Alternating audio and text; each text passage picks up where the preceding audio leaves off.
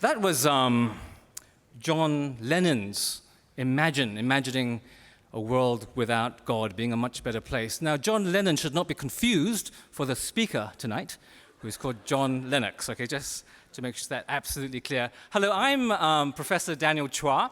I'm head of the School of Humanities and also the director of the Faith and Global Engagement Initiative here at the University of Hong Kong. And it's wonderful to see all of you here. In fact, I wish the hall was a little bit bigger so we could fit more people in. And there are quite a few people watching online, so hello to you watching out there somewhere in cyberspace.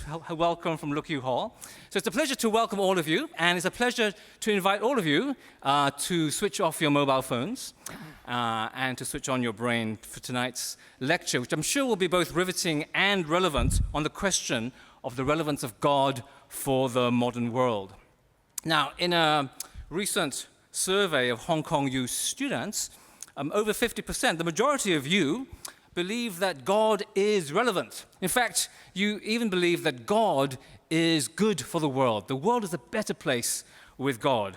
But a sizable number of you, over 40%, also believe that God is fictional, a human construct, a product of the human imagination. Now, I don't know whether any of you saw the wonderful spoof of our poster, the parody of our poster. Our poster said, God is irrelevant, discuss. And there was this spoof that said, Godzilla is irrelevant, discuss. It's a wonderful poster, so thank you whoever did that poster. And not only is it very witty, but also I think it raises a very interesting point, because if God is relevant, but if he's also fictional, then what is the difference between God and Godzilla? It raises an interesting point. So to help us to understand some of these issues about the relevance of God this evening, it's a great pleasure to welcome Professor John Lennox. John is a professor of mathematics at Oxford University, and he lectures on mathematics, of course, and also on the history of science there. But he's not just a mathematics professor. He also, for example, lectures in the business school, the Said Business School in Oxford. I think it's fair to say that he probably runs the most popular and highly commended course on business leadership there. He's also written many books on science and religion, and he's also a very skilled debater. You probably know that he famously debated the Oxford scientist and prominent atheist Richard Dawkins of the God delusion. I won't tell you who won that debate. You can go and check it out online if you want to find out. But we are going to test his debating skills tonight as well, because we've left plenty of time for you to ask questions after the lecture. And because there's so many of you here this evening, I thought it'd be too difficult to be handing mics around. So what we've done is we've put a mic on both sides, right at the front here. So if you have a burning question after the lecture, please run up to the mic and then queue up, line up there, and then we'll take questions left and right, and we'll try to answer as many questions as we can, because that's really the most exciting part, I think, of this evening, to receive those questions, and we'll try and answer as many as we can, although John does have to catch a plane tonight, so we'll definitely end on time. Anyway, because there's not much time, I better stop rambling on. So please put your hands together and give a good Hong Kong U welcome to Professor John Lennox.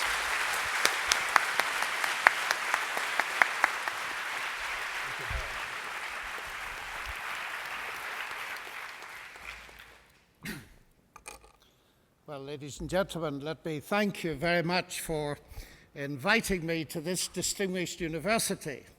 And I am very glad that we have been able to make clear at the beginning that I am not John Lennon, although I have written a song which is also called Imagine. I will not sing it to you, but I want you to think about it as I talk. It's imagine a world without atheism. Now, I am very grateful to those who undertook to conduct this survey, because I found it so fascinating that I scrapped the lecture that I had already prepared to give you, and I decided I would start the Q&A at the very beginning of the lecture. In other words, I am responding now to your reactions to the questions that you were asked, and then we shall open it up to the audience, and the people behind will referee, and we shall, I hope, come to some interesting things to stimulate your thought. The topics are about the relevance of God. And if you look at the survey, you will see that it's the bottom two that really ought to be the focus of this evening. The agreement with the idea that science and human reason now explain what God once explained, and the agreement with the idea that God is a concept created by humans. Although I found it very interesting to contrast those statistics with the fact that very few of you thought that the world would be a better place without God. And using a bit of logic in that, it shows that many of you think the world is a better place even if God is a fiction. So we'll have to analyze some of these ideas, but being a pure mathematician, I'm very interested in definitions. The word relevant comes from the Latin relevare, which means to lift something up, to lift it out and therefore distinguish it as important, relevant to the matter, pertinent to the matter in hand. And of course, the title is incomplete because you cannot use the word relevant in a sentence without adding relevant to what? For instance, when I'm teaching algebra in Oxford, God is not relevant to that particular enterprise. And when you're dissecting the innards of a Boeing turbojet, God is not relevant to that. So we've got to ask, relevant to what? Because something can be relevant to some things and not to others. Many of you are students, and what you're learning now may or may not be relevant to the exam you're going to sit next week. What you're learning in your classes today is probably not relevant to the concert you're going to go to tomorrow night. And then there are interesting things that are relevant in ways of which many people are unaware. Because I'm a pure mathematician, people think my subject is, first of all, non-sociable, secondly, abstruse, recondite, and of no real interest. So I talk to them about the square root of -1. And I say, aren't you glad about the square root of -1? And they say, what's the square root of -1 relevant to? And I ask them to pull out their smartphone. And I say, you wouldn't have that had mathematicians not come up with the idea of imaginary numbers and therefore were able to solve the wave equations. And all of electronics, all of mass communication, the internet and everything else is dependent on the concept of an imaginary number, even though a large percentage of the world's population is blissfully and completely ignorant of that wonderful fact. So there are things that are relevant to your life that you know nothing about. So this business of relevance is a complex thing. There are also things that will be relevant that you do not immediately appreciate. When you were learning Chinese characters in school, I bet you some of you found it painful. I would find it impossible. I keep saying to my younger British friends, if I were young, I would have a go at learning some Chinese characters. But now my brain is completely collapsed, or nearly, so there's no chance. And I bet some of you found it painful, but then when you've done it, and you discover that it opens up the wisdom and the literature of China and its philosophy and history, you now see that what was seen to be irrelevant and painful is immediately relevant. So the business of relevance is a bit complex. I know many people that in their student days thought God was completely irrelevant, and now their lives are based on living in this world for God. So their relevance concept has actually changed on the way through. Now, I'm not going to, I never do answer questions in the way in which they are put, because that's boring. So we're going to have a look at the questions in a different order. And we're going to take first this question 4. God is a concept created by humans. Now, I've just given you a concept created by humans, the square root of -1, and it's very relevant.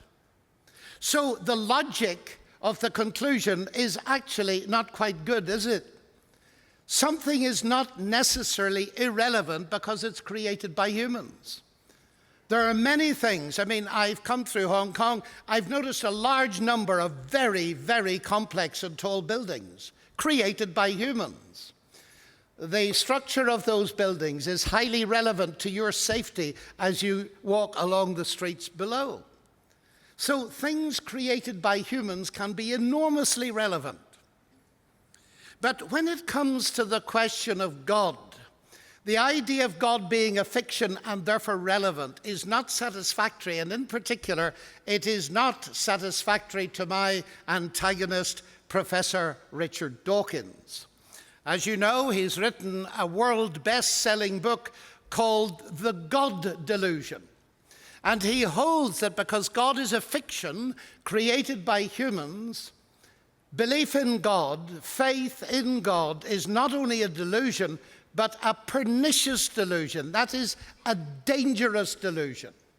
The Nobel Prize winner, Steven Weinberg, a physicist, says the world needs to wake up from the long nightmare of religion. Nightmares are, of course, delusions. And we need to realize, as he says, that science can get rid of God, and in fact, he adds, the best thing we scientists can do for the contemporary generation is to eliminate God altogether. There speaks a physics Nobel Prize winner. Now, what is a delusion? It's a persistent false belief based on strong contradictory evidence. And so Richard Dawkins puts God in the same category as Father Christmas. Now, that's a pity, really, because he's not thinking straight. When I was a child, I believed in Father Christmas. I no doubt some of you did. And then I discovered Father Christmas was a delusion. But I didn't make public the fact that I'd come to that conclusion, because I found there was certain financial benefit in holding on to the belief.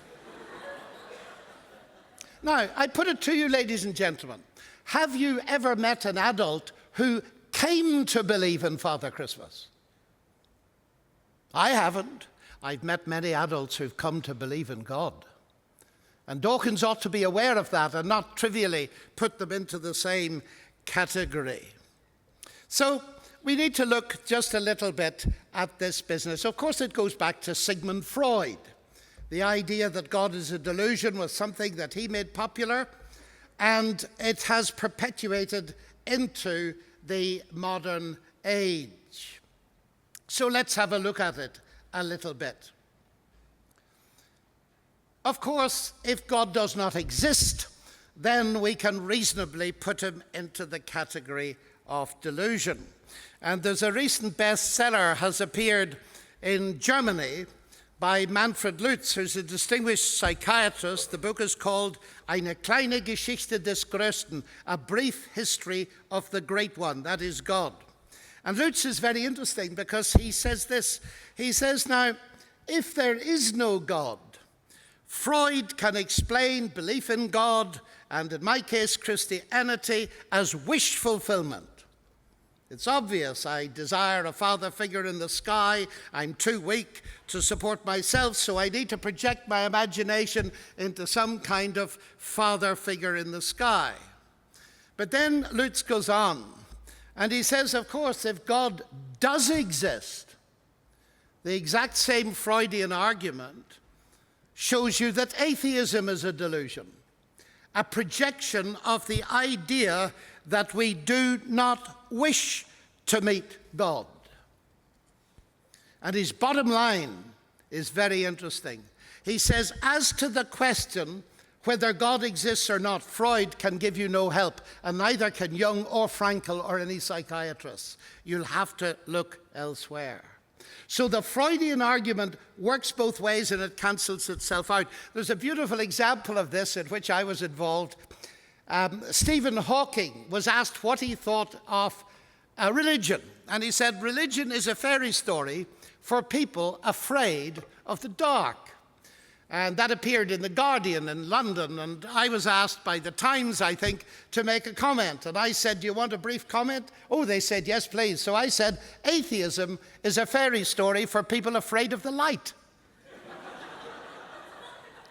Well, I'm glad you laugh. That's very kind, but it's a clever comment. It doesn't prove anything, of course. The trouble, ladies and gentlemen, is this: when Stephen Hawking says it, people believe it, because he's using his vast authority as a scientist to make a statement that has nothing to do with science. Not all statements by scientists are statements of science. That's simply a statement of his belief. So I, as a scientist, said the exact opposite, and so we neutralize each other and we all go home. No, we don't quite, because the question bears further investigation. Now, another little principle from this debate: delusion is a psychological term. Indeed, it's a psychiatric term. And so I notice that Richard Dawkins is not a psychiatrist. I also notice I'm not one either. So in the academic world, when you are faced with this kind of thing, what do? Well, you must consult the experts.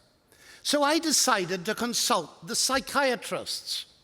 And I decided to go to the very top, the president of the Royal College of Psychiatrists, Andrew Sims. What did he say about the delusional nature of faith in God? Well, he wrote a book not long ago on this very topic.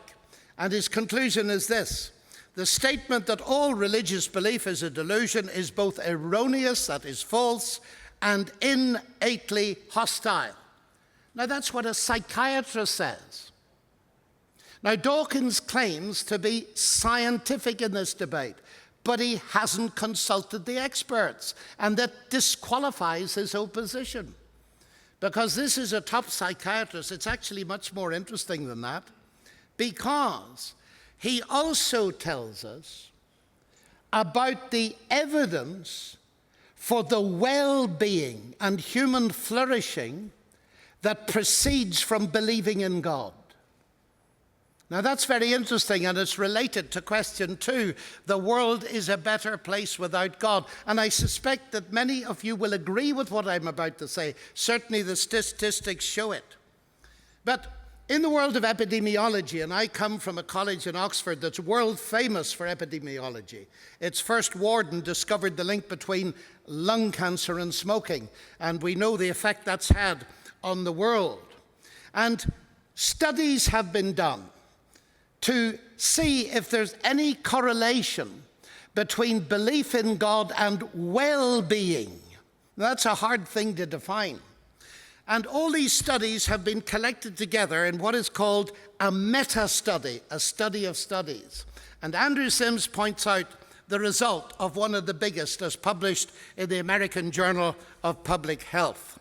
He says this: in the majority of studies, religious involvement is correlated with well-being, happiness, life satisfaction, hope, optimism, purpose and meaning in life, higher self-esteem, better adaptation to bereavement, greater social support, less loneliness, lower rates of depression, faster recovery from depression, lower rates of suicide, fewer positive attitudes to suicide, less anxiety, less psychosis, fewer psychotic tendencies, less criminal activity, lower rates of alcohol and drug abuse, greater marital stability, and so on and so forth. Now, this is a massive scientific study. And Andrew Sims then says, if the results of this study had shown the opposite trend, that there was a correlation between lack of well-being and religion, it would have hit the headlines in every newspaper in the world.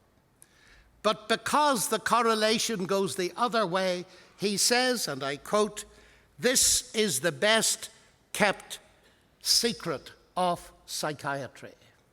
So if you want to ask about scientific, in the social sciences, investigation of this, the evidence is mounting that belief in God is not health neutral. It's not well-being neutral. It is actually positive. Now, I rush to say that doesn't prove it's true. In fact, you only get proof in the strict sense, ladies and gentlemen, in my field of pure mathematics, as you mathematicians will know. But we use the word proof in two ways. The rigorous way in mathematics, you don't even get that kind of proof in physics or any of the natural sciences. And the informal way, for example, in a court of law, can we demonstrate that beyond reasonable doubt? We talk not about proof, but about evidence, about pointers. And that does not, of course, mean that what we believe is necessarily weak. I cannot prove to you mathematically that my wife, with whom I've been for 45 years, loves me. I cannot prove it to you mathematically, but I'd stake my life on it because I believe the evidence is there. Do you see the difference? And so, although the link between well-being and belief in God does not prove it, it's powerful evidence pointing in the direction of this statement. If there is a God who created us and who loves us and in whose image we are made, then it's not surprising if believing in him and trusting him brings about a state of well-being. That at least is perfectly consistent. So let's come very quickly to the next question. And I hope you're writing down the things you want to ask. I notice some of you are, and I'm pleased. Science and human reason now explain what God once explained. And many of you agree with this. It's almost equal agreement and disagreement. So this is obviously a very important topic. And I'm interested in these statistics because Stephen Hawking has recently become very clear on this issue where he was vague before. And he says that we must, as intelligent people, choose between science and God because science now explains what God once explained. For instance, in the Greek world, they observed thunder and lightning. And they didn't like thunder and lightning because they thought it was evidence that the gods were angry. But of course, if you've done atmospheric physics at Hong Kong University, you will know that it's got nothing to do with the gods. It's to do with electrical discharges, static discharges in the atmosphere and all this kind of thing. So exit the gods. Science explains and God disappears. And very often as a mathematician, I am faced with the famous statement of Laplace. Laplace was a mathematician, a French mathematician, and he was once, Napoleon came and was looking at his famous Mécanique Céleste, which is a brilliant book of celestial mechanics.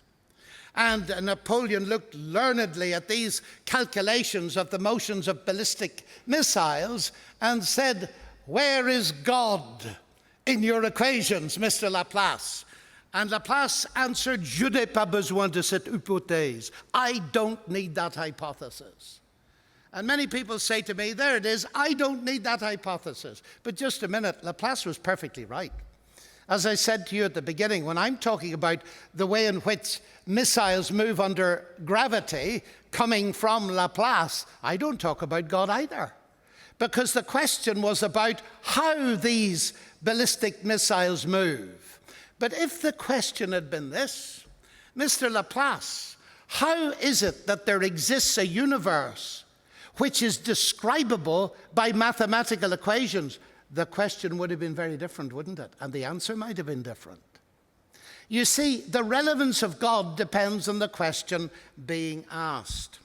Now, I want to investigate this because it is such an important issue in my university, and I've just been traveling around the world, and at every university virtually I've been at in the last 2 years, there's been a crowd as big or bigger than this.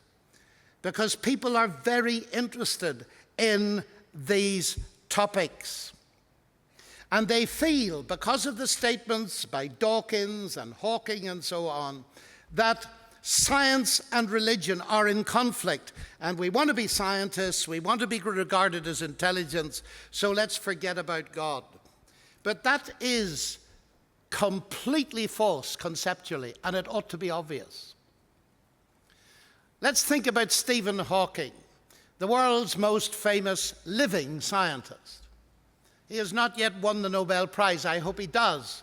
If they discover actual evidence of Hawking radiation that he predicted, he'll get the Nobel Prize, I'm sure. William Phillips did get the Nobel Prize in physics in the United States. So here are two people at the top level of physics. Their physics doesn't divide them. They agree on the physics. Hawking's an atheist and Phillips is a Christian. So that ought to show you that science and belief in God cannot be essentially in conflict. But it ought to show you as well where the conflict is. The conflict lies deeper. It lies at the level of our worldviews. Hawking's worldview is atheist, and he is essentially a materialist. That's a very old view. The idea that ultimate reality is mass energy, to put it in modern terms. That's all that exists, and therefore, all explanation at the level of science must be reductionist. It must be bottom-up, because if there is only mass and energy, everything, including you, must be explicable in terms of physics and chemistry. Bill Phillips is a Christian, like me, and I believe the exact opposite. I do not think that mass energy is the ultimate reality. I think it is a reality. But I believe the ultimate reality is an intelligent God who created and holds the universe in existence. So now this is the other way round. It means that mind is primary and mass energy is derivative, whereas my atheist colleagues believe that mass energy is primary and mind is derivative. That is a conflict of worldviews. And it's important to see that, ladies and gentlemen, because everybody in this room has a worldview. Maybe as students it's not completely formed, but you're asking big questions about ultimate reality, questions about the meaning of life, where we come from, where we're going to, what happens after death. And the way you answer those questions will shape your worldview. And it's helpful to observe that there are really only three major families of worldviews. The one is materialism that I've just explained. There is no God, there's only matter and energy.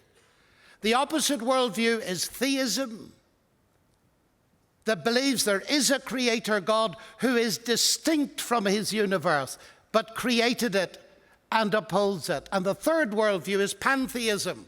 It is the view that you will find, for instance, in Hindu philosophy, where the universe and God are essentially the same, but not ultimately personal, impersonal. Now, roughly speaking, most people fit in somewhere in that spectrum. So none of us approach these questions neutrally. And what I want to suggest to you, that if we look at it at this level, we can see why some leading figures are saying what they're saying. So let me face this question. Why is it that people think, as in question 3, that science and human reason now explain what God once explained? Well, it's first of all because they're confused about God, and secondly, because they're confused about science. Let me try and argue that briefly to you. You see, if you believe that God is like a Greek god who disappears when you find the explanation of lightning, if you define God in that way as a God of the gaps. You know, I meet people who say, I can't explain it, therefore God did it. Well, once science has explained it, exit God. From there, but they'll find God somewhere else. So God is a God of the gaps. If you define God as a God of the gaps, then by definition, you've defined God in such a way that you have to choose between God and science. It is very important, ladies and gentlemen, in this debate, to ask my atheist friends, as I do, and Richard Dawkins got quite angry when I did it to him. He wouldn't mind me saying it. You can see it on YouTube. I said, the God you don't believe in, I don't believe in either. You don't believe in a God of the gaps, neither do I. I believe in a God of the whole show, who's the creator of the bits I don't understand and the bits I do. And Isaac Newton's a good example, isn't he? When he discovered his law of gravity, he didn't say, wonderful, I've got a law of gravity, I don't need God. No, he didn't. He wrote the most brilliant book in the history of mathematics, in which he said, I hope this book, Principia Mathematica, leads many people to believe in a deity. The more he understood of science, the more he believed in the genius of God who did it that way. And that's the way we work, isn't it? The more you understand of engineering, the more you can admire a bit of, well, it's now German engineering, a Rolls Royce. The more you understand of art, the more you can admire a Rembrandt, not the less. So the more I understand of God, the more I admire his genius in doing it that way. So I don't believe a God in the gaps, and there's the first atheist objection completely gone, because their argument doesn't touch the God who created the heavens and the earth. But secondly, there is great confusion about the nature of explanation, ladies and gentlemen. You know, at school, I learned the law of gravity. And at university, I learned how to derive the motions of the planets from one equation with about 8 symbols in it, Newton's second law. And it was so exciting that Newton had thought of this compression into 8 or 9 symbols, ideas that were derived from Kepler's brilliant observations and conclusions that the planets moved in ellipses, and you could derive the whole thing from that single equation. A law of gravitation. But I made a mistake. I thought I knew what gravity was. But I didn't, and I still don't. You see, the law of gravity explains how to do calculations of bodies moving under gravity. It doesn't tell you what gravity is. Nobody knows what gravity is. Nobody knows what energy is. Nobody knows what time is. I wish I'd been taught that at school. It would have made lessons much more interesting. But then the teachers didn't know it either. That's the problem. Even though I come from Northern Ireland, they didn't know it. So this is very important that we realize this. A scientific explanation. We need to be so careful to ask at what level is it explaining? But there's more. You see, well, let's take, I see many Toyota cars here, but I'll have to use a Ford. You've heard of a Ford car, haven't you? So let's suppose there's one sitting there and you can all see its engine. And I say, we're going to investigate this Ford engine, and I'm going to give you 2 explanations of it. Number 1, the law of internal combustion and clever mechanical engineering. That's explanation 1. Number 2, Henry Ford. Please choose. And you say, don't be silly. Oh, but that's exactly the mistake that many atheists are making. Now, you can see that explaining the Ford engine in terms of a law and a mechanism, and explaining it in terms of Henry Ford, those explanations do not conflict. They don't compete with each other. They complement each other because they're different kinds of explanation. The one is an explanation in terms of a law and a mechanism, scientific explanation, and the other is an explanation in terms of a personal agent. And to say that science and God are mutually exclusive is the same kind of nonsense. To claim that God is a creator, the creator of the universe, is an agent explanation. That doesn't stop us from doing the work of science. And now comes the thing that we forget. Where did modern science come from? Atheism? No. It arose in the 16th and 17th centuries in Europe from a Christian background. And philosophers and historians of science have mainly come to the conclusion that the two are closely connected. C.S. Lewis put it brilliantly when he said, men became scientific because they expected law in nature, and they expected law in nature because they believed in a lawgiver. Ladies and gentlemen, I'm not the least bit embarrassed or ashamed to tell you I'm a scientist and a Christian, because Christianity arguably gave me my subject. It's interesting, isn't it? It's the exact opposite of what Hawking and Dawkins are saying. They're saying belief in God hinders science, is a threat to science, will intellectually cripple you, and yet the great, brilliant luminaries of science, Galileo, Kepler, Newton, Clerk Maxwell, Charles Babbage, the father of computing, were all believers in God. It didn't hinder them. It was the motor that drove them. And that raises another interesting question. Why would you do science? Oh, but you say, science can be done. I believe it can be done. I've got a good brain. I've got a good mind. I can do it. Oh, so you have faith then, have you? Oh, yes. The new atheists have played with the public and given them the impression that faith is a religious term and it means believing where there's no evidence. False on both counts. My faith in God is based on evidence. We can talk about that later if you wish. But it's so important to see that scientists are people of faith. You wouldn't spend years trying to solve a mathematical equation, as some of my colleagues have brilliantly done, if you didn't believe it could be done. If you didn't believe the human mind was capable of doing it. But why would you believe that? Now, that's a very interesting question that is now being catapulted into the middle of the debate. Let's think about it. What is my mind that's doing science? Well, my atheist friends tell me it is the brain, full stop. Okay? And what is the brain? Well, to cut a long story short, they tell me the brain is the end product of a mindless, unguided process that did not have it in view. Okay? Just thrown up in the cosmic lottery. The permutations inherent in the basic molecular structure of the universe. Now, I put it to you, students.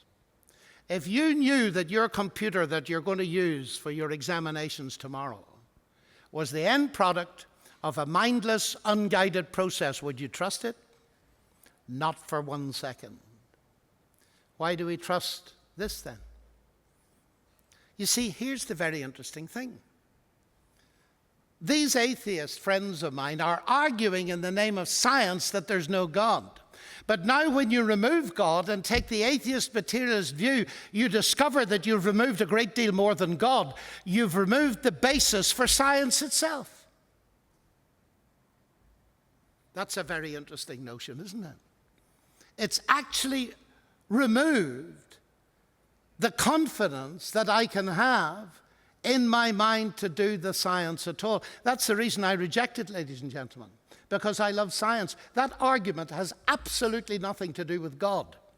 It's to do with the fact that the worldview, this reductionist worldview, materialistic worldview, goes too far and ends up by destroying rationality. Now, you see, we come back to Newton.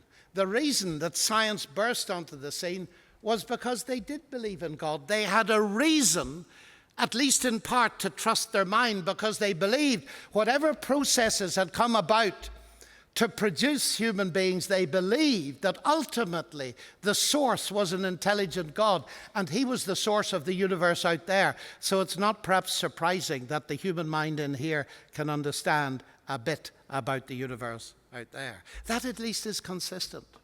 So I find that my Christian faith gives me warrant for trusting in God. So it's a very interesting thing as I discover arguments which seem very plausible, and yet they end up by destroying the very thing you need to trust in order to do your science itself. Now, that's not a proof.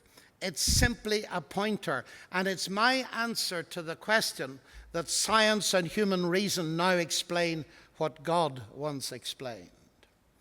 The question simply leads to that basic misunderstanding, both of science and explanation, of God on the other hand, and of the nature of the subject matter under discussion and the status of the human mind that is doing the science. Now, let me make a few comments on the question of the world is a better place without God. Now, very few of you agree with that. That I find striking, because the number of students, I believe, who would agree with that statement is at least 10 times what it is here in my own country. Recent surveys have showed it's increasing, and it's increasing rather rapidly. And it's the force of Dawkins' argument, and it is very much the force of the arguments of the late Christopher Hitchens, with whom I debated these matters a couple of times.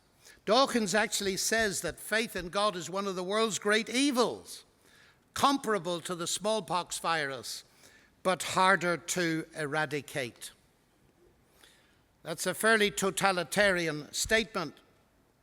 Now, the first reason he thinks that faith in God is pernicious is because he redefines faith. He believes that I believe in God, and I rejoice in the fact that I've no evidence at all. Faith is believing where not only is there no evidence, you know there's no evidence. That's nonsense, ladies and gentlemen. That is blind faith, and that is dangerous. It's that kind of blind faith that causes young men to fly large aircraft into tall buildings. Now, I have to ask myself a question, and I must answer it as a Christian. Other faiths, quite rightly, must answer for themselves. And I ask myself this question: is my Christian faith like that, blind faith? Or is it evidence-based, as is your faith in your science, evidence-based? Well, in order to discover whether it's evidence-based, the best thing to do is to go back to the original documents. What do they say? And let me give you an example. The Gospel of John, the fourth biography of Jesus, is very clear on this, because John tells a whole lot of incidents. He relates them. And when he comes to the end of his book, he says, many other signs Jesus did in the presence of his disciples, which are not written in this book. But these are written in order that you might believe that Jesus is the Christ, the Son of God, and that believing you might have life in his name. So what John is saying, I've chosen these incidents. They are the basis for believing. In other words, here's evidence on which faith can be placed. So Christianity's own confession of its own nature is saying it's evidence-based belief. And I wouldn't stand here for a nanosecond if I didn't think that Christianity was based on solid evidence at many levels. First, historical, and second, experimental, and third, philosophical. So it's not blind faith. But their second objection comes from John Lennon's song. Imagine a world without religion. Wouldn't it be marvelous? And I think it's he or someone else, and certainly many people, who point to my home country of Northern Ireland. I come from a family that suffered bomb damage and terrorism, because my father was so convinced that all men and women are equal in the eyes of God that he employed Catholics and Protestants equally, and he got into trouble from both sides because of it. I was very fortunate that my parents were Christian and not sectarian. I was even more fortunate that they allowed me to think. But many people say to me, just look at Northern Ireland. I'll never forget when I got to Cambridge last century, roughly in the middle. A student at dinner said to me, do you believe in God? And he said, oh, I'm so sorry. He said, I'm so sorry. I forgot you were Irish. He said, all you Irish believe in God and you fight about it. And of course, I'd heard that many times, but you know, that changed my life. Because I asked myself the delusion question. My parents were Christian. My grandparents were Christian. My great-grandparents were Christian. Well, of course I was a Christian. It's Irish genetics. So I decided on that day in Cambridge that what I'm going to do is get to know people of other religions, get to know people who are agnostics and atheists, and I've been doing it ever since. And to really get to know them, that is by befriending them, and finding out what makes them tick. I've been doing that all my life, mainly in Russia and in Eastern Europe, where systematic atheism was imposed on a large section of the population. So here I am, coming from that country, and I still believe in God, and I face Richard Dawkins saying, but look, religion causes war, it causes all this kind of stuff. How could you possibly believe it's good for the world? Well, here's my answer. I faced this many times, so before any of you ask it, I might as well answer it. What do I think of the violence in my country? Now, it's more complex than you think. It's not only a conflict of faith. But let's just accept the popular view for a moment. What I think of it is I'm ashamed of it. That's what I think. Utterly ashamed of it as an Irishman. I'm ashamed that the name of Christ has ever been associated with an AK-47, a petrol bomb, or a real bomb. But what I want to explain to you, ladies and gentlemen, is why I'm ashamed of it. I'm ashamed of it because people who take up weapons to defend Christ or his message are not following him. They are disobeying him. I once discussed this with Christopher Hitchens. I said, Christopher, if you realized what Christ stood for, like you, he was against religion producing violence, the exploitation of the poor and the elderly and so on. If you really understood, you'd be on his side, not against him. So we had a long discussion about this. Do you realize, ladies and gentlemen, 20 centuries ago, Jesus Christ was put on trial in Jerusalem by the Roman procurator. And what was the charge? Terrorism. Here's the irony of the thing. The new atheists and many others accuse Christianity of terrorism. And Christ was put on that charge. Was he innocent or guilty? That's a crucial question. And Pilate interviewed him. Said, what sort of a king are you? Because he was frightened stiff. And Jesus said this, my kingdom is not of this world. Otherwise my servants would be fighting. No, my kingdom isn't of this world. It's not that kind of kingdom. To this end was I born. And to this end I came into the world, that I should bear witness to the truth.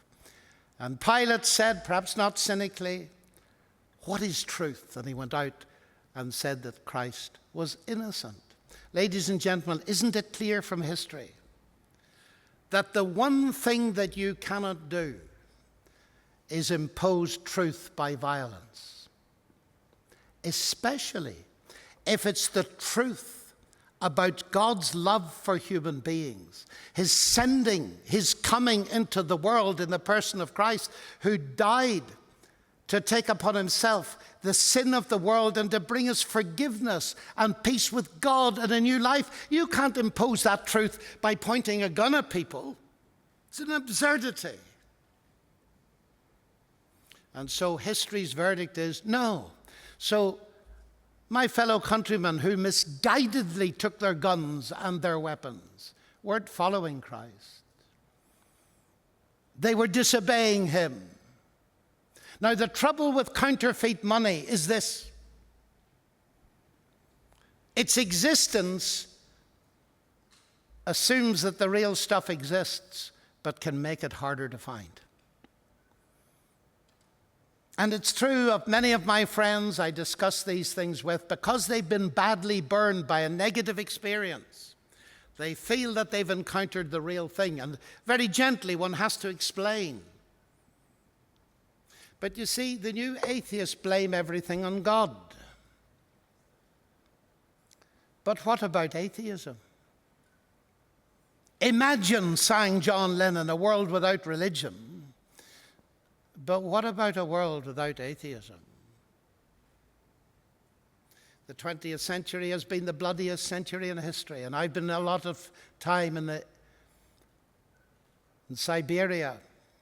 And many a Russian intellectual has said this to me. We thought, John, that we could retain a value for human beings and get rid of God, and we discovered we couldn't.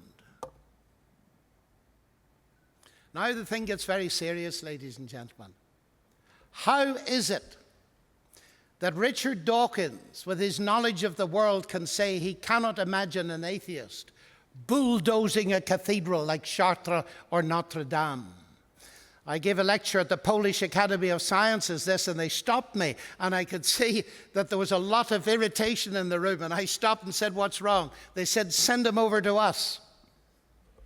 I have stood by many huge holes in the ground, and a rather clever East German thinker said, "Well, Dawkins is technically correct. Cathedrals are too big for bulldozers. Stalin and Ulbricht used dynamite.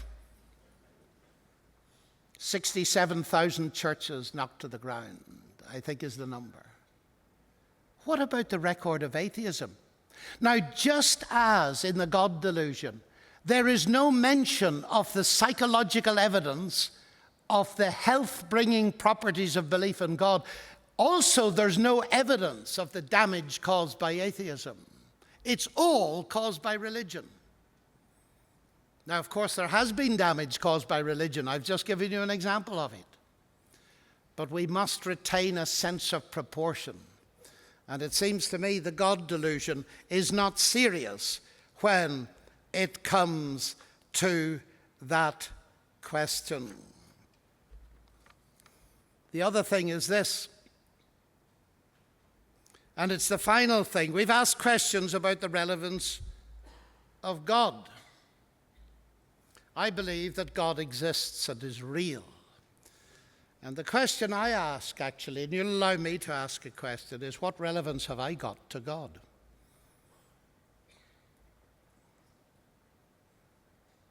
That's a big question, isn't it?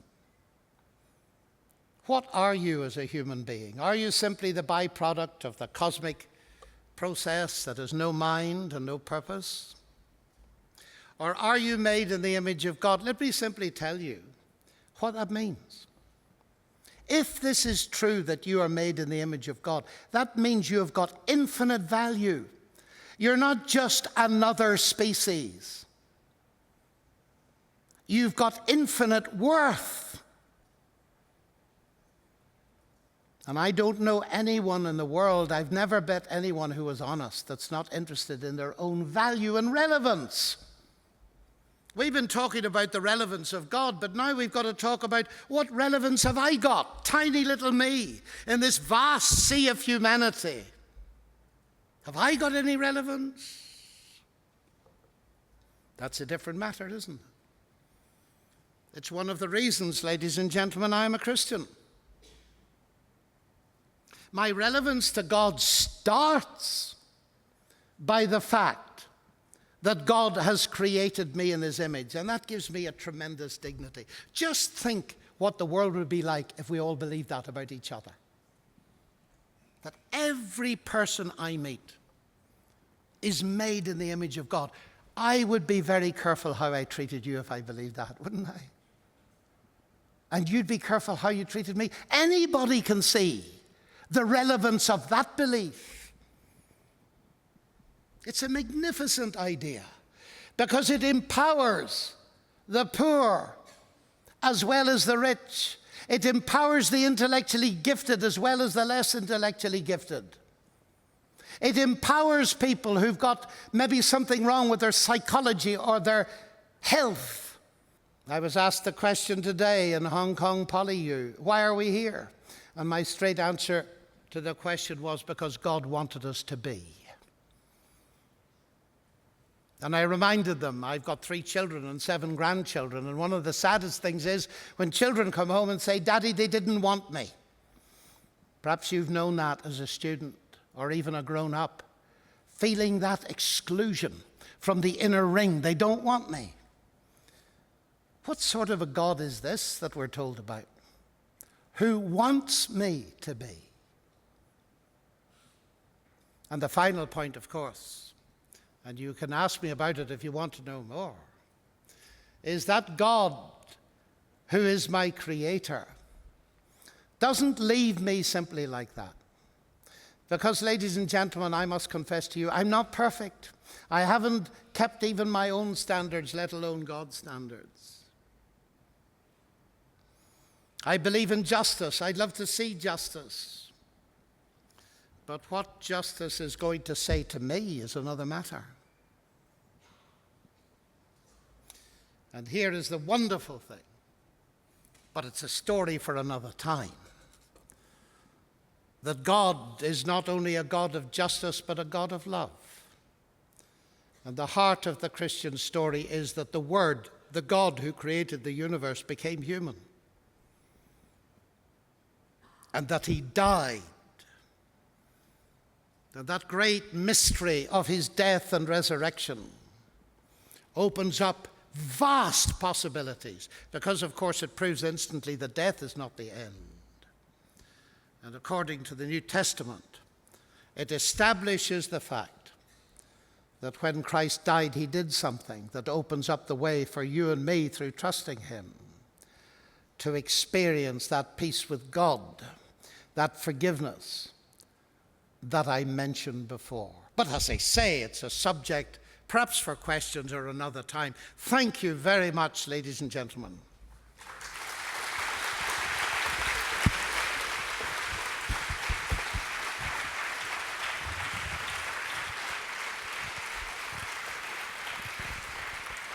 Well, thank you so much, John, for a very enlightening and provocative talk. Now, this is the University of Hong Kong, and so this is an open space for you to ask any question that you like. So don't be intimidated by any particular worldview. You please express what you want. There are, however, 3 rules I like to impose on our questions. So A, B, and C. A is please be articulate. Please have a question in mind before you ask it. Don't try to formulate your question as you are asking it, mumbling down the microphone. So please be articulate. 2, please be brief. That's B, be brief. Make sure your question is short, sharp, and sweet. Okay, this is not the time for you to give that lecture that you've always wanted to give on religion. And thirdly, C, please be centered. Please focus on the issues in the lecture today. You may be worried about whether your pet poodle will go to heaven, but this is not the time to ask that question.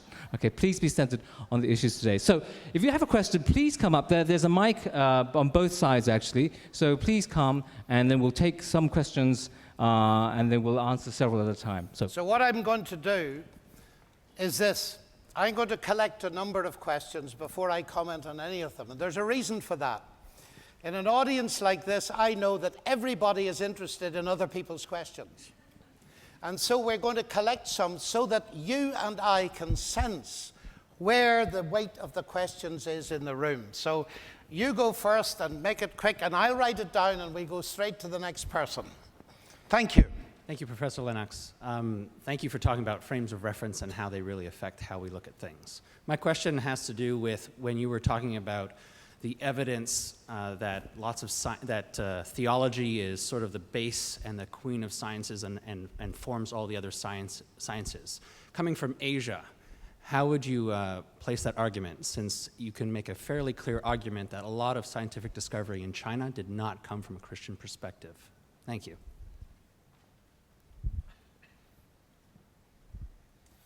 Okay, thank you very much. Number 2? Hello, I've got 4 questions, so maybe I hope I can make it clear. The first one is you mentioned about wars. Just may I say 1 question per person, because that's the only fair way of doing it. Sorry, 1. Okay? Choose one. Off you go. About how we should define a rational decision. I know that it is always easier to believe in God, that he created the world with wisdom. But some people, they have a stronger faith to believe that the world exists because of many coincidences. But is it rational to pick the one that is easier to believe? Do you get what my question? I think so. Okay. Thank you. Is it rational to believe the easier thing? Okay, next. Hi, Professor. I have a question Hi. about the analogy you gave early on in your lecture. Come near the mic and I can hear you better. I have a question about the analogy you gave early on in your lecture. Which one? Between buildings, imaginary numbers, and God. For the first two, there doesn't seem to be a necessary relationship between whether a thing is a human creation and whether it is true or not. For example, a building is a human creation, but it is true in the sense that it exists. Imaginary numbers are human creations, but they are mathematical truths. God, on the other hand, if God is a human creation, then God is not true. In other words, God doesn't exist. And I guess that's what people like Richard Dawkins would mean when they say that God is not relevant because they are human creations. So my question is on your analogy. Thank you. Yes, that's fine. 4. Hi, you present us findings from research study about the correlation between the faith in God and the well-being. And well, that gives a very strong evidence that, well, God is indeed relevant to our life. But I wonder if probably there's no research studies about the comparing the well-beings of the devoted Christian and devoted Muslims and devoted Buddhists, where there are differences between their well-being. So my question is the name of God relevant? Thank you. Hello, Professor. My question is, someone may think that the God is not relevant, but ghosts are relevant, or Buddha is relevant, or the cycle of karma is relevant. So what do you have any response to them? Okay, number 6. Hi, my question is, does God create atheists? Sorry? Does God create atheists? What? Does God create people who do not believe in God? Does God create atheists? Yes. Oh, okay, I've got you. Does God create atheists? Okay. Next. My question has to do with well-being and happiness. While I would agree with you about that, what about the many people who suffer from severe depression, and right at the base of depression is nearly always come the questions about God and, where is God? Evil. Okay. You can see that this is a great tactic, ladies and gentlemen. I just keep writing the questions till the time's up, and then I'll get on the plane. Okay, you're next. Hi, thank you for your talk. I'm a Christian and I'm an obstetrician and gynecologist. Yes? Would you like to just summarize all your points into one statement for the audience to take home tonight? Would I like to summarize them in one statement? Would you like to summarize the whole of gynecology in one statement? Yes, science and arts and godly work. Okay. Right, next.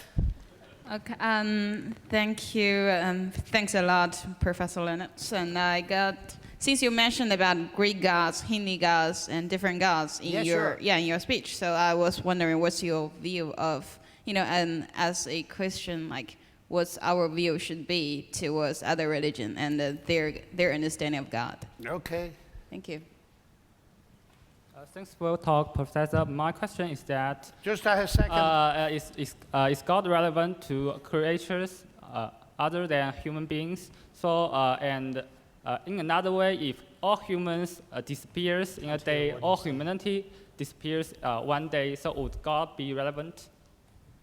Is God relevant to other creatures other than human beings? And if human beings were to disappear, is God still relevant? Now, this next one will have to be the last in the first tranche, otherwise we'll never get started. So you and the others, if you just sit down and we'll see if we've got more time. Thank you. Okay. Thank you, John.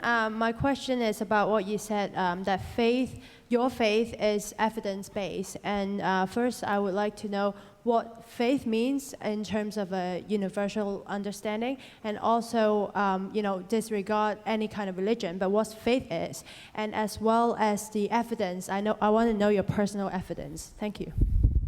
Okay, well, thank you very much. Now you can see the advantage of this. We've all got an idea of what's going on, although I bet you can't remember all the questions. Nor can I, but that's why I wrote them down. I'll not answer them in the order in which they were said, because you can see that they relate to one another. There were several questions about other religions and so on. In fact, I suspect 1, 2, 3, that's the main area. So we'll reserve that for a moment or two. The first comment was that theology, as far as I was apparently saying, was based in the Queen of the Sciences. But what about Chinese developments in technology and so on, which are very famous, invention of printing and all the rest of it? That had nothing to do with belief in God. Now, this is a very interesting thing because it is a matter that has been studied. You see, there is a difference between modern science in the sense of abstract mathematical description of the universe and the invention of technology. And one of the world's experts on China was Joseph Needham of Oxford. He is the author of the distinguished, huge, many-volume dictionary of Chinese technology. Now, the interesting thing about Joseph Needham is he was a sinologist, he spoke Chinese, and his work still remains today very important. But he was also a Marxist. And for many years, he tried to explain why the Chinese developed technology, very sophisticated technologies, but never the kind of abstract science that we now call modern science. He tried for a long time to explain it on the basis of atheistic principles. And in the end, he couldn't do it. And this is what he said, not what I say. It's simply what I have found out from my Chinese friends and in studying this question.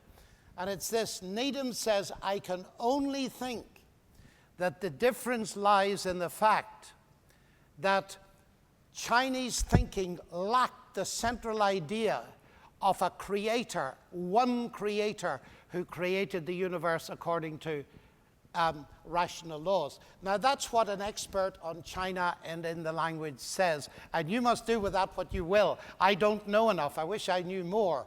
But that is the one thing that many people comment on. Technology, yes, but not abstract science in the contemporary sense. Now, the next question was, it's easy to believe in God. Some believe in coincidence, and I take it you mean chance. Is it rational to believe the easy thing? Well, not necessarily. But it's not necessarily rational to believe the hard thing just because it's hard. The thing is, you believe what's true. And this is a very important distinction to make between ease and truth. Now, I found it interesting that you said it's easy to believe in God. In the world I live in, people find the exact opposite. It's very difficult to believe in God. And I'm interested not in whether it's easy or hard. I believe some things that are easy, that my wife loves me, for instance, as I told you before. I find that very easy to believe, but it's true. It's not false because it's easy to believe, and it's not true because it's hard to believe, and vice versa. So it's very important that at the heart of our debate, we learn to ask the truth question. I'm not interested in religion or philosophy or anything else for that matter, unless it's answering truth questions. Because I want to know the truth, but I know you do, because your motto is veritas et sapientia, isn't it? You've even got a Latin motto, which means truth and wisdom. So you focus on one thing. And some people find it easy, some people find it hard. That, to my mind, is irrelevant to the issue of truth. Now, there was somebody asked me about imaginary numbers. They exist in some sense, but if God is a human invention, he doesn't exist. Well, I apologize to you. I mustn't have made myself clear, because the point you were making in your question is what I am trying to make. Some things are relevant even though they are human creations, but that is not adequate for God. Because the concept of God, if it means anything, is the ultimate reality that does exist. Now, this is immensely important, because one of the other questions, which I'll now relate to it, is the question of the ancient gods. Now, I did a debate just recently in the Oxford Union debating chamber. I don't know whether you've watched one of those debates. They're parliamentary debates.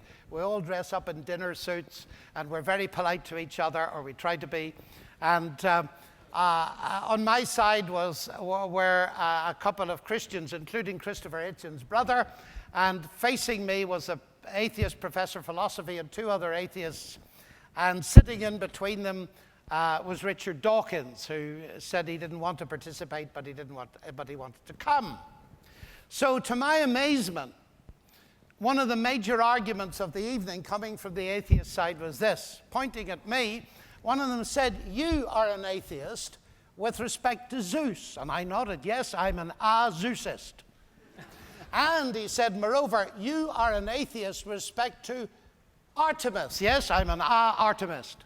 "And you are an atheist with respect to," and he went through a whole lot of gods, Ra, Bel, and all the rest of them. "Now," he said with a great grin, "we just go one god more." What a childish notion. Why is it childish, ladies and gentlemen? Because what they fail to realize is that every one of those millions of gods from the ancient world are material gods. You say, what do you mean by that? Because ancient Babylon, ancient Egypt, ancient Greece, and ancient Rome all had theogonies and not just cosmogonies. A cosmogony is, of course, a philosophy, a theory of the origin of the cosmos. A theogony is an origin of the gods. And you'll find as you look at all those gods, they have one thing in common. They are descended from the primeval stuff of the universe. Indeed, the Babylonian gods came from, or is it the Egyptian, a primeval soup, although they called it a sea. It's not a new idea. Ur-Nammu. The God of the Bible is not descended from material. He created it. That is so important. Again, it emphasizes what I was saying in my talk. If you're debating this question, before you get into it, make sure that both sides of the discussion know what they mean by God.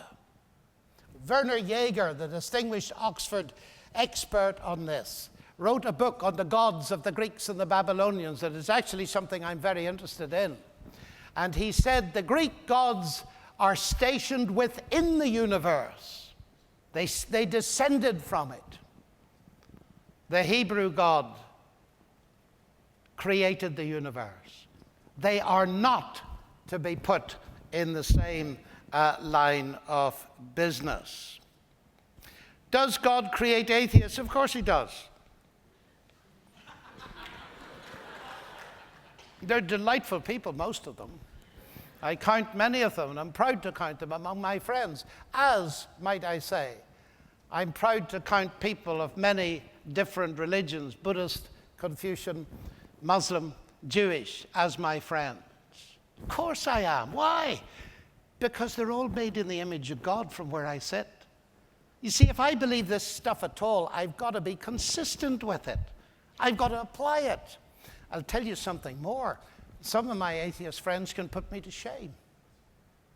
I see more care in some people of other religions than I do with some professing Christians. Why is that? Because everybody, whether they believe in God or not, is made in the image of God and therefore is a moral being. I take that very seriously. And that is why, actually, if you investigate every religion, and I've done it, dozens of them, every philosophy, including atheistic philosophies, you will find the golden rule in every one of them without exception. The golden rule is, do unto others as you would they did to you. Treat others in the way you expect them to treat you. And that is so important that we recognize that. So I'm glad you asked that question. Did God create atheists? Of course he did. The thrilling thing to my mind is this, that God has created us as beings capable of love. He hasn't made robots. I'm thankful that when I get home to my wife tomorrow, that she's not a robot with a big iPad here with buttons on it, one marked kiss, and I press kiss, and I get a robotic kiss. God could have made a universe like that, but he didn't. He took the risk, if I might put it that way, of creating beings with freedom to say yes or no. You cannot have love and trust unless you've got the ability to say yes or no. And that's why we've got atheists, and that's why we've got Christians, and that's why we've got people of so many different beliefs. It's a wonderful ability, the ability to say no, because it implies the ability to say yes. Have you got what I'm saying? So that this idea is something utterly fundamental to my relationship with other people. Now, let's see how we're going here. There is a question about, and I look at it now, I just noticed it. Somebody mentioned the question of severe depression. And in severe depression, people often have questions about God. Now, I would like to, I'm not an expert. I've told you already I'm not a psychiatrist, so I'm not about to pretend to be one. But I have read Andrew Sims's book, and he comments on this.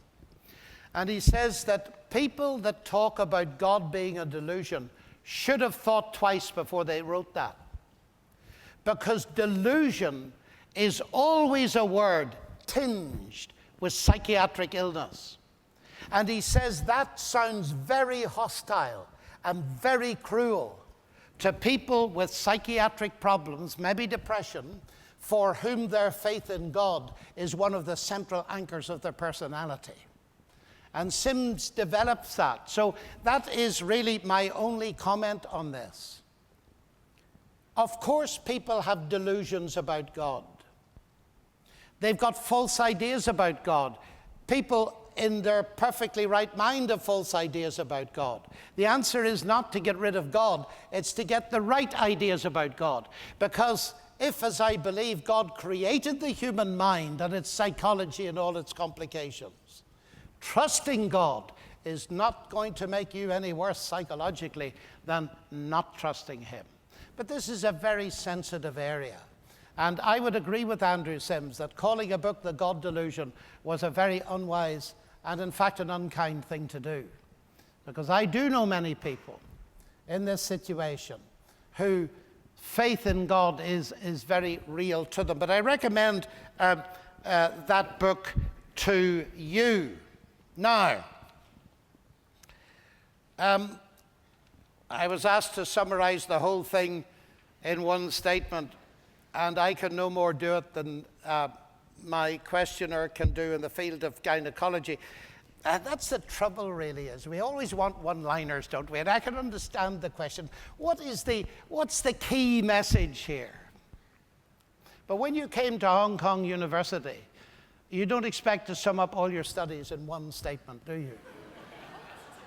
Oh, you're hoping to. Well, you'd better get together with a gynecologist and sort it out afterwards. But, you know, there's a grain of truth in this. I'm sympathetic with it. What would I say as a statement here about tonight? God is real, therefore he's relevant. And if that's the case, the most important thing in life we can do is get to know him. So there's a statement for you. You can go away and think about that. Okay. Now, what is faith? Thank you for that question. That is a very important question. So important, I've written part of a book on it, but that's shameless advertising, so I shouldn't say that, should I?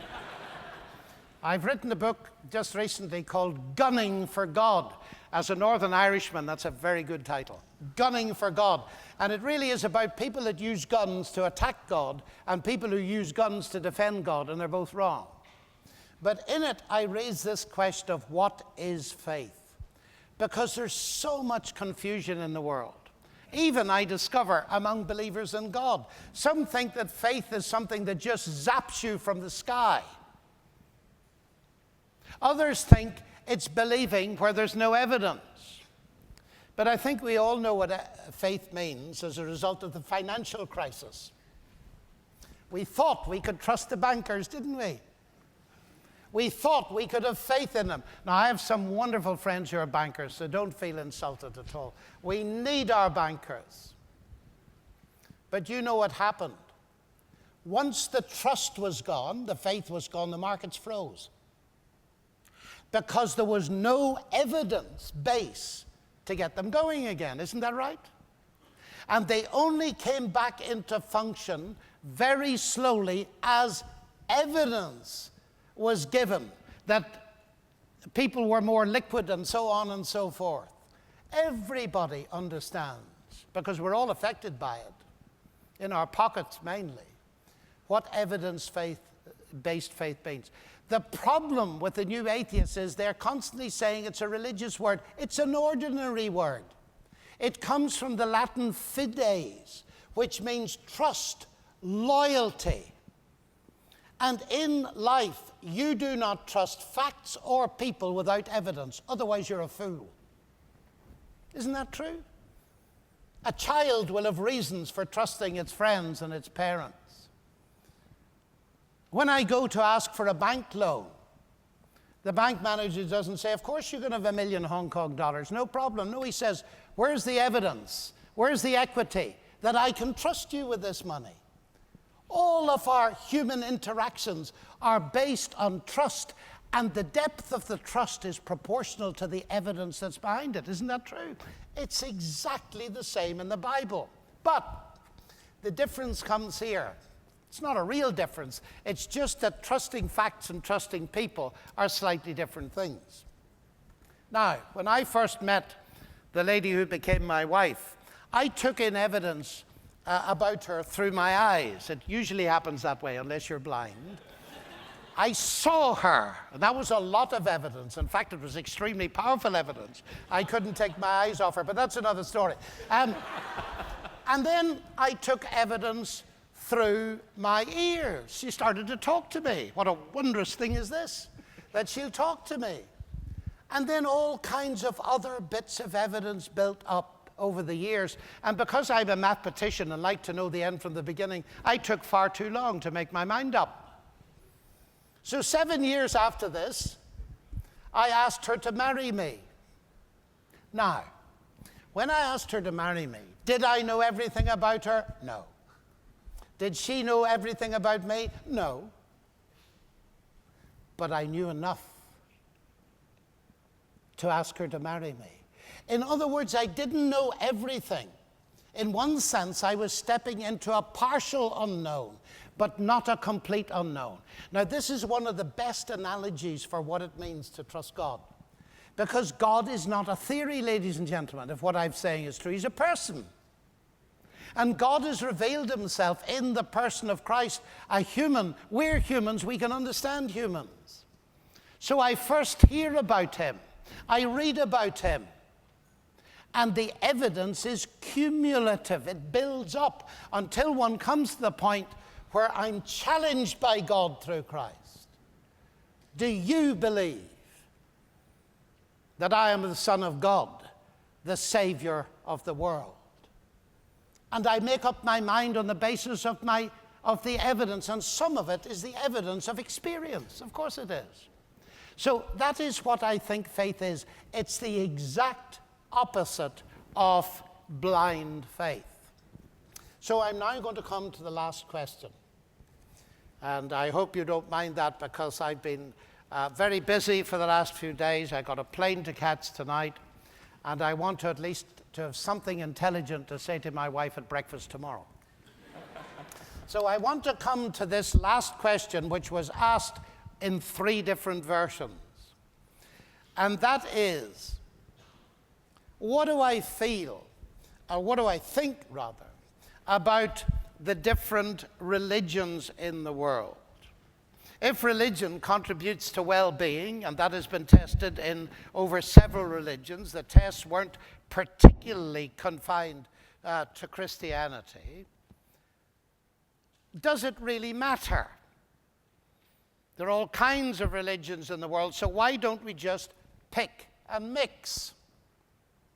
Well, my answer to that is exactly the same as what I've just been saying. Evidence, truth, these are the criteria. Now, before I answer that question, let me remind you of my answer to a question 2 or 3 ago. I find, ladies and gentlemen, that when you're faced with the question of other religions, it can become quite sensitive. And people can get heated because they sense a lack of respect. Now, I want to tell you as honestly as I can that I greatly respect my friends. I said it once, I don't need to repeat it in detail. That's my axiom. Men and women, whether they agree with me or disagree with me on these matters, I regard them as of infinite value, made in the image of God. Secondly, you will find that the disagreements between religions by and large are not in areas of morality. I've just pointed out there's this whole big area of common morality. C.S. Lewis, interestingly enough, for a Chinese audience, called it the Tao, the common teaching of morality. And he wrote an appendix in his book, The Abolition of Man, which if you have never read it, you ought to read it, discussing all those common moral beliefs throughout world religions and philosophies. So the difference doesn't lie there so much, but there are very real differences. They lie in the area of the following question. If there is a God, on what basis can I get to know him? Now here I'll have to be slightly simplistic, but only slightly.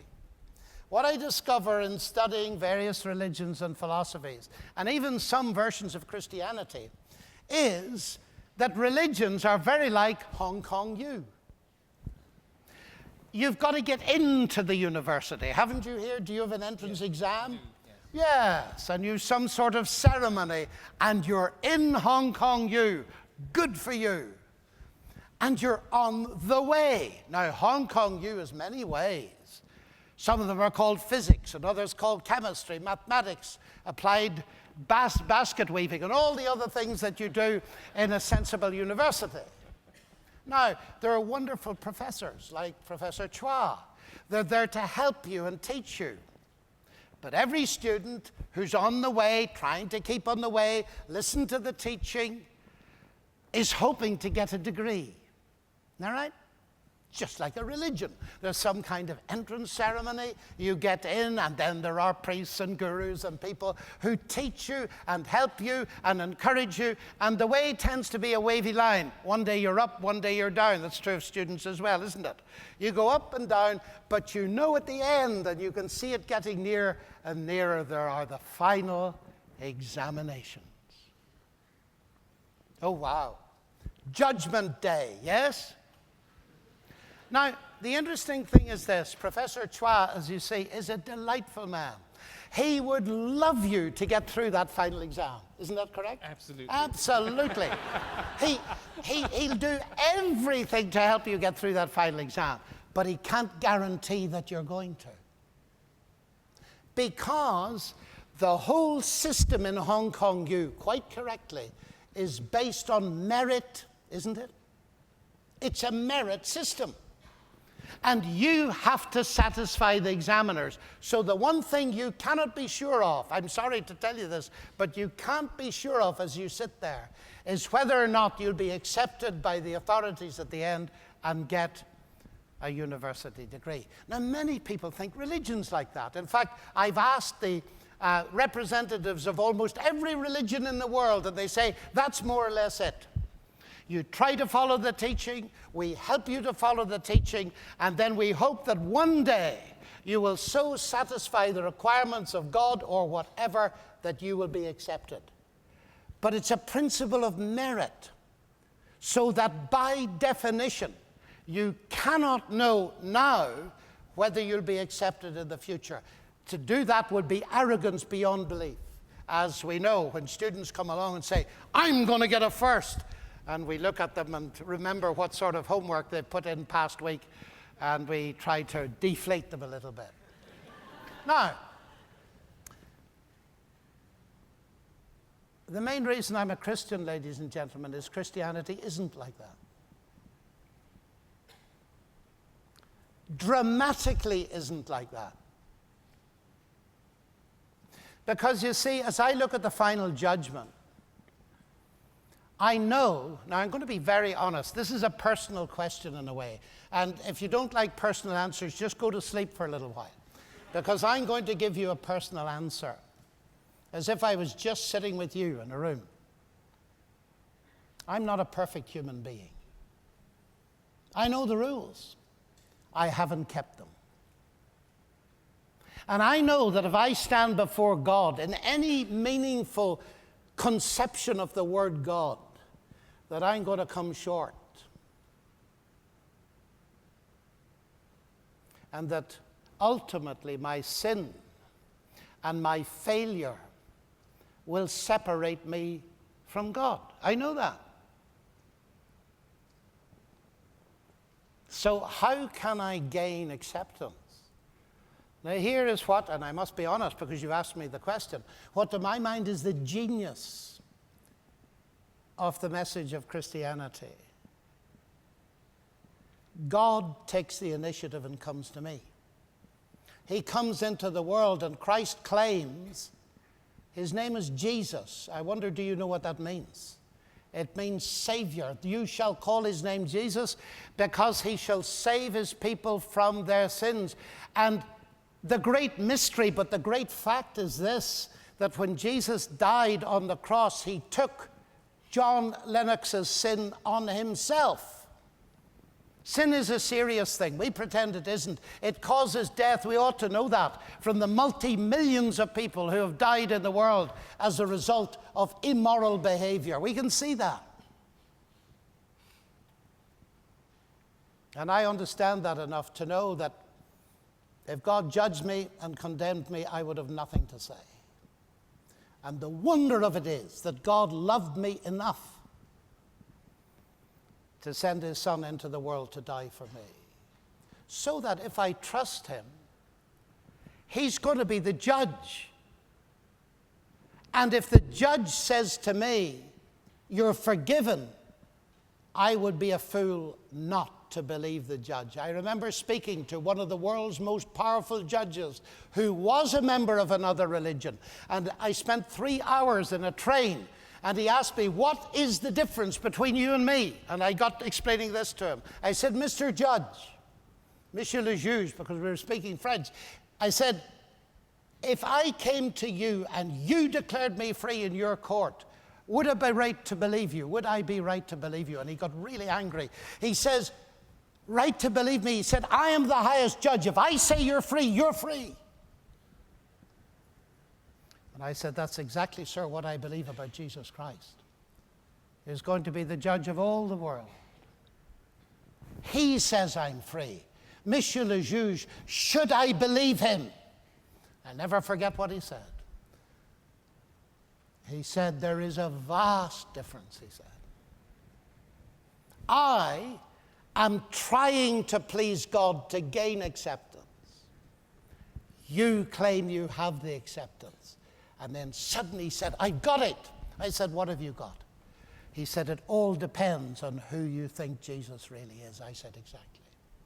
Now let me make one final point on this to make it utterly clear to you, because this is massively misunderstood. Suppose I went to the girl called Sally, whom I've mentioned a number of times, I hope you've noticed, all those years ago, and said, Sally, I would like you to be my wife. Now, here are the conditions of the relationship. I want to present you with a cookery book, Mrs. Beaton's Cookery. And I open the page at apple cake. I rather like apple cake. And I say, here are the rules. If you're going to make an apple cake, thou shalt take 1 kilo of flour, 2 kilos of sugar, etc., etc., etc. Thou shalt mix them together in a bowl, and thou shalt put the bowl into an oven, and thou shalt heat it to 500 degrees, and thou shalt wait half an hour, and you get an apple cake. Now I said, of course I wouldn't think of accepting you now. But if you keep these rules, let's say for 30 or 40 years, and you earn enough money on the side to keep me in the manner to which I'm accustomed, and you keep these rules, then I'll accept you. Ha! Otherwise, you go back to your mother. Now, what would you think of that as a marriage proposal? I would reject it. Thank you very much. Obviously, you're the only one. You would reject it. Of course you would. In fact, would I be right in saying that you'd be insulted by it? Yes, you would. Isn't it odd that millions of people think that that's the way you get related to God? You try to keep the rules in order to gain acceptance. You would never insult another human being in suggesting it. You see, ladies and gentlemen, this is a very important thing to grasp. Many people reject the Christian faith because they've never understood what it's offering. What it's offering is something immense. It's offering a certainty now, an acceptance now, where you know you're going to be accepted by God in that day to come, because you have already been. Christ said this, it's a startling statement. Truly, truly, he said, he that hears my word and believes on him that sent me shall not come into judgment, shall have eternal life, has already passed from death to life. And because he is the judge, it would be arrogance of me not to trust him. So you see, ladies and gentlemen, I'm bearing my soul to you a bit. I'm explaining to you the fundamental motivation of my life. I'm not going around giving lectures about God in order to gain acceptance. Of course not. I'm going around giving lectures about God because I've got it. And likewise, my wife. My wife doesn't cook in order to gain my acceptance. That would be a slavery, and that's why many religious activities turn into a slavery, because people are desperately trying to gain the attention of God. You imagine my wife under that system, trying to cook an apple cake. Now, if I don't get this right, my husband is going to send me back to my mother.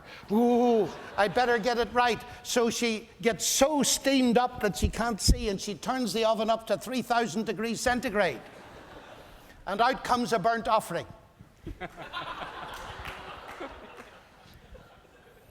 I'm glad you're laughing.